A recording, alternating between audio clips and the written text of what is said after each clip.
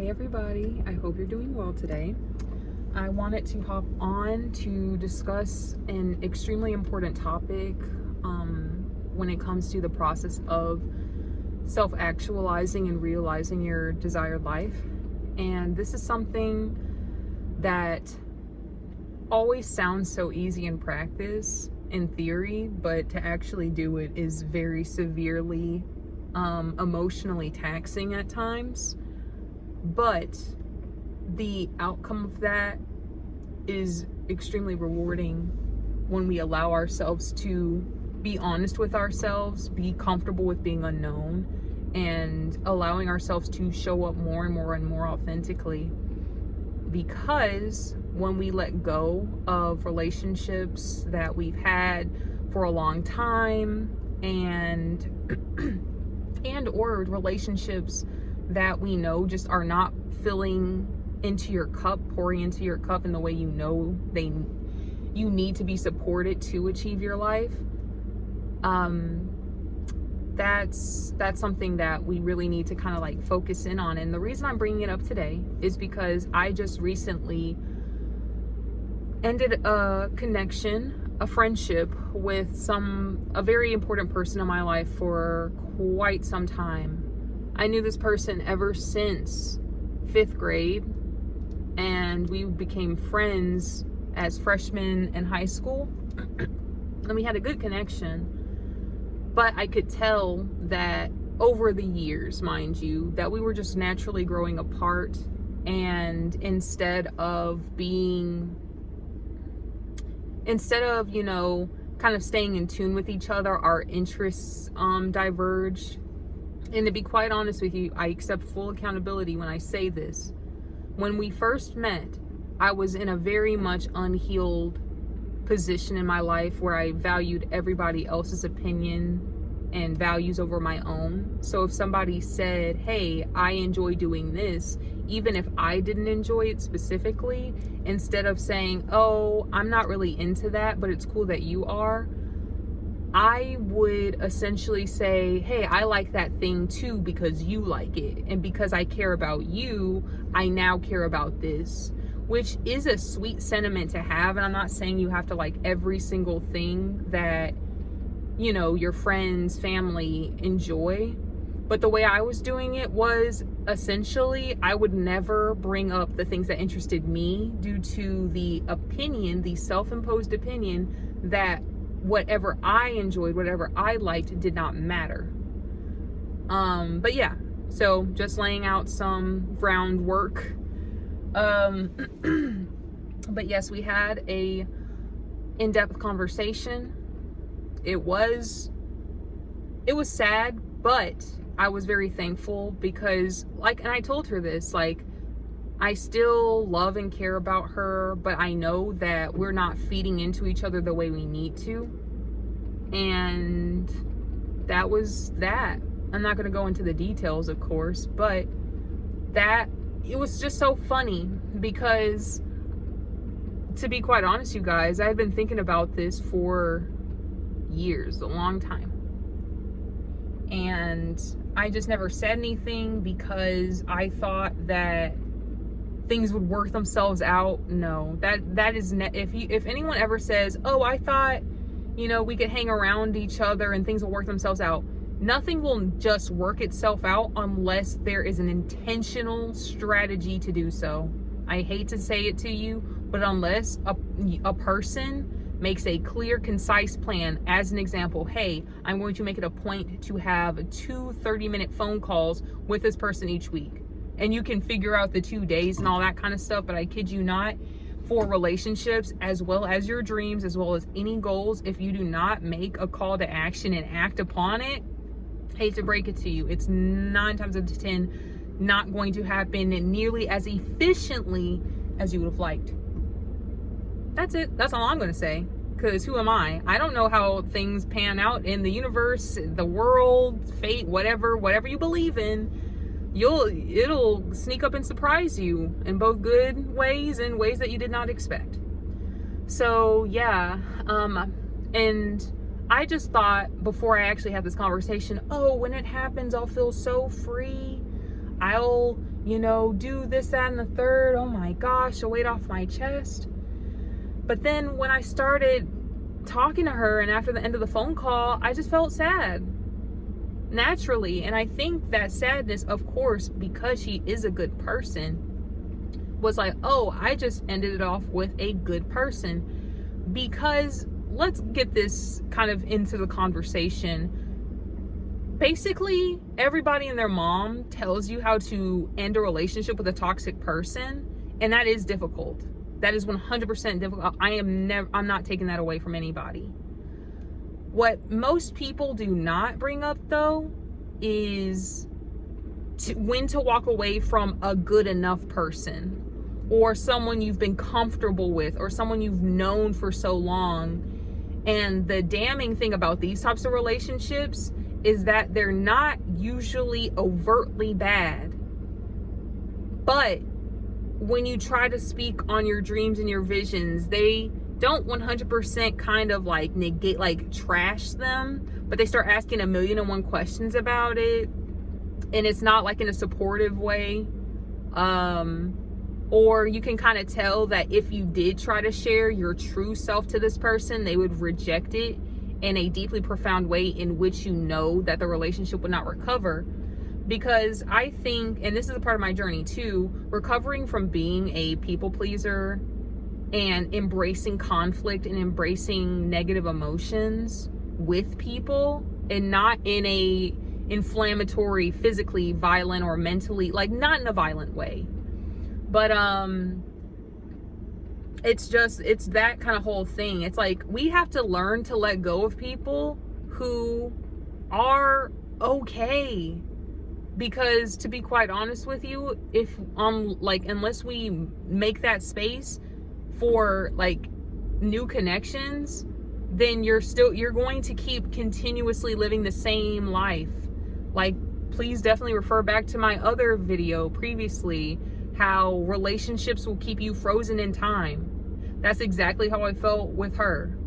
And yes, I've grown. Like, my more authentic self was more and more pronounced throughout the years, that followed. But I could tell that shift was there. We were no longer best friends anymore. I was soft pushed out of that position, which is fine because we moved to different locations, significantly so to the point where we couldn't just regularly meet up. But yeah, I'm not gonna keep this one too long because there's another video I would like to kind of further flesh out on this idea. But yeah, it's hard, you guys. And I just want you to sit down and think about, like, who are the people in your life currently that are okay, but they're not really pouring into you. You're not really pouring into them. They're just a contact in your phone. You know what I'm saying? Like, you have a couple contacts that's just like, oh, we met up a couple of times. We really haven't reached out to each other. I hate to say it like this, but let them go. Like, for real, especially if you've known you haven't reached out to them in months and you have no intention to do so, and vice versa, they haven't reached out to you in months. Let it go. Why are we so beholden to the fact of, oh, they're in my phone, oh, they're following me on social media, oh, all this type of stuff, what'll they think of me? Honey bun, if they wanted to remain in your life, as we're all people, we have the choice of agency. And if anybody wants something, they will do whatever they need to do to get it. So if someone hasn't reached out to you, it's probably 9 times out of 10, it's not even personal, but you're just not in that upper echelon of the people in their life, and that's okay. So evaluate that. Let go of people in your phone. Let go of people in your social media account. The ones that are kind of dead relationships to start. You know what I'm saying? It doesn't have to be, oh, this person who has been my best friend or friend for 5 years, 10 years, and all that kind of stuff. It's like, I don't like the way that they talk to me, or they're a little bit disrespectful with the way they like banter with me, but it's okay because I've known them for this long. It is not okay for you to be treated substandardly according to your own preferences. You deserve more, you deserve just as, if not more, of that treatment. So let's unpack that. But yeah, like, just really sit down and think to yourself, who are the good enough people? Like, who are the lukewarm people in your life? Because I feel as though those connections are way more insidious than the overtly toxic ones. Because at least with the overtly toxic ones, you know that they're really fucked up. Excuse me, pardon my French, geez Louise. You know that they're really messed up. But when it comes to, you know, those people that you're like, what did they mean when they said that? Or, when I shared this thing that I'm really excited about accomplishing, they really didn't seem all that stoked for it, or they didn't seem to really care and all that kind of stuff. And of course, you guys have more context on these types of relationships. So just do some shadow work with it. Journal with yourself, connect with yourself. Like, almost do a Rolodex in your mind, like just thinking, like one day, like just go through all those people. It's like, how do you feel about them? What have they, you know, done recently? I would say maybe in the past 6 months, if you want to be lenient. Like, what have they done to like connect to me, reach out to me, build with me?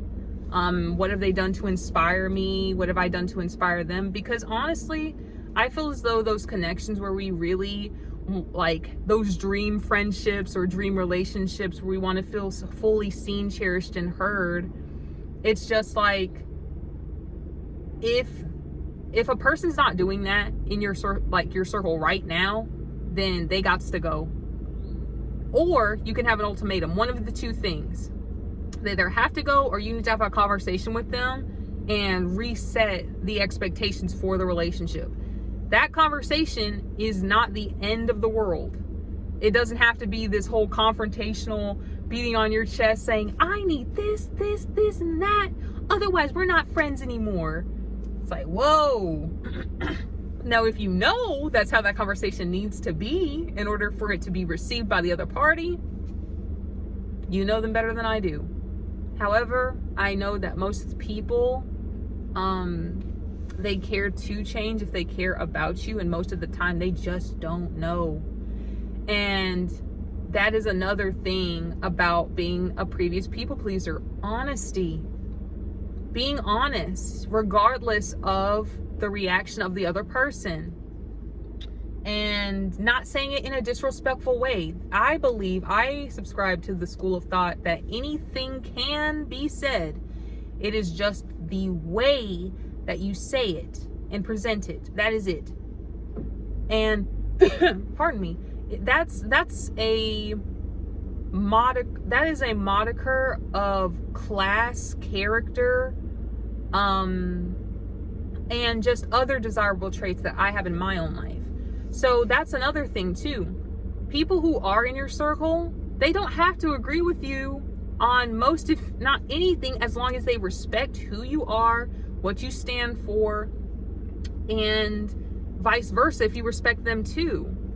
Honestly, I think our differences make us stronger in some regards, as long as we know how to have a healthy and open dialogue about it. We can disagree from sun up till sundown, but as long as we like respect each other's stance, like, hey, I don't agree with most of what you said, but I respect your stance on this and your position. And there are, and you'll be surprised, because there might be 1 or 2 points that you do take away from that. But anyway, yes, ladies and gentlemen, and every beautiful individual in between and outside of, it's hard, and I just want you to kind of just reconnect with yourself, remind yourself, hey, that you're worthy of having people who know the true and the real you. And it's okay to expect that from your inner group circle now. And yes, when you do cut off those connections, if you do, you will feel lonely. you are essentially mourning a past relationship from a previous you. So that's what's happening. You are mourning a past relationship from a previous you. You're letting an aspect of your old self die. And I hate to break it to you, but most of the time, death does not feel great or the best. I don't know, I've never died, but but you get my point. But yeah, I'm gonna keep this one brief. I'm gonna keep it short. I appreciate you guys listening in. Tell me in the comments below some tips and pointers if you've ever had to end a relationship with someone. What are some things that kept you strong in knowing, hey, this is the right decision for me? And where you're at your journey, did you meet some new friends who compliment you?